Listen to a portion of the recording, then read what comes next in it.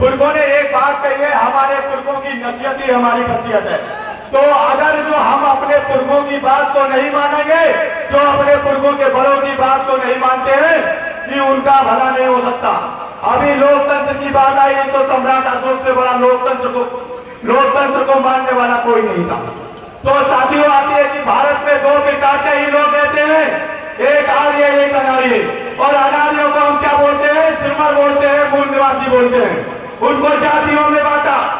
अरे कुछ चालाक लोगों ने जातियों में बांट दिया और बोल दिया तुम इनसे बड़े हो, तुम इनसे बड़े हो। जमीन पर पूछ के देखो, उस मंच पे लिखा हुआ है मौर्य शासक सैनी और पुष्पा परिवार। आप जमीन पे जाइए तो इसमें भी उप जातियां निकलेंगी। तो जातियों के बाद चार भागों में बांटा, उस विषय में भी आता हूं। एक सचूत जिसे ये छू सकते थे, एक अछूत जिन्हें ये छू नहीं सकते थे, बाबा साहब ने अनटचेबल का नाम दिया। एक आदिवासी और धर्म परिवर्तित लोग इनसे परेशान हो गए, फिर भी ये नहीं माने, इनका मन नहीं बना, क्योंकि ये समाज को तोड़ना चाहते थे, ये हमारी विरासत को बर्बाद करना चाहते थे, ये बुद्ध के इतिहास को मिटाना चाहते थे, ये सम्राट के अशोक को मिटाना चाहते थे। चलिए माफी चाहूंगा, मुझे समय कमी मिल रहा है, फिर भी चलिए बोलूंगा। तो इन्होंने हमें 6000 साथियों के साथ साथ 47,000 उपजातियों में जोड़ दिया और सामाजिक समाज के राजनीतिक संगठन, सामाजिक संगठन और चमचे और दलाल बना दिए और समाज को बेचने का काम कर रहे हैं। मगर साथी याद करो, जो सबसे लास्ट में हमारे बाबू जगदेव कुशवाहा जी जो है, जो इस भारत के लेनिन है, अरे जिन्होंने कहा था कि 100 में 90 शोषित है, शोषितों ने नकारा है, हमदर्दी और राजपाट में 90 भाग हमारा है। अरे 90 पे 10 का शासन नहीं चलेगा, नहीं चलेगा, नहीं चलेगा। मगर इस विरासत पर इस 10% का शासन है, इस 10% विदेशियों को पकाना पड़ेगा, इस लोकतंत्र पर कब्जा करना पड़ेगा। और इसलिए हमारे खुद के बाबा साहब अम्बेडकर ने लोकतंत्र दिया, आपको प्रतिनिधि बनने का सम्मान दिया, तो इस मूल निवासी समाज को तोड़ने का काम किया। तो आपकी विरासत को, इस विरासत को मिटाना चाहते हैं साथियों, तो एहसास करने के लिए कविता मेरे पास है।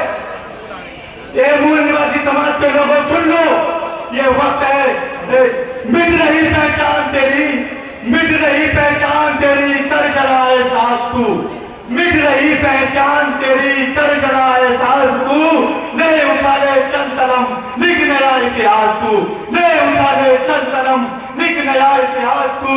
जान ले इतिहास में, जान ले इतिहास में कहाँ तेरा है वजूद, जान ले इतिहास में कहाँ तेरा है वजूद, पर जरा सुधार के तू कहाँ है मौजूद, फिर भी क्यों है लापता, कर जरा एहसास तू, मिट रही पहचान तेरी, लिख नया इतिहास तू।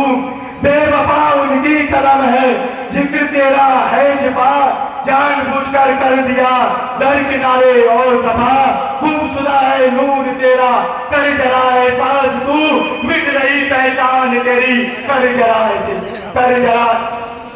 एहसास तू।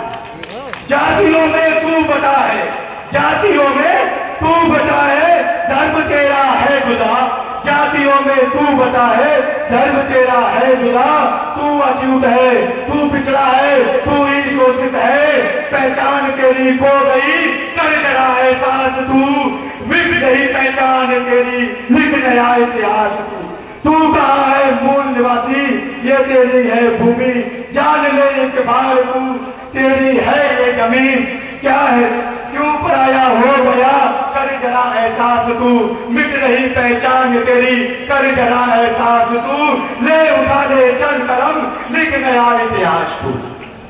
साथियों, मुझे कम समय दिया, वो तो मैं काफी सकता हूँ, मगर मुझे आयोजक समिति की तरफ से कम समय मिला।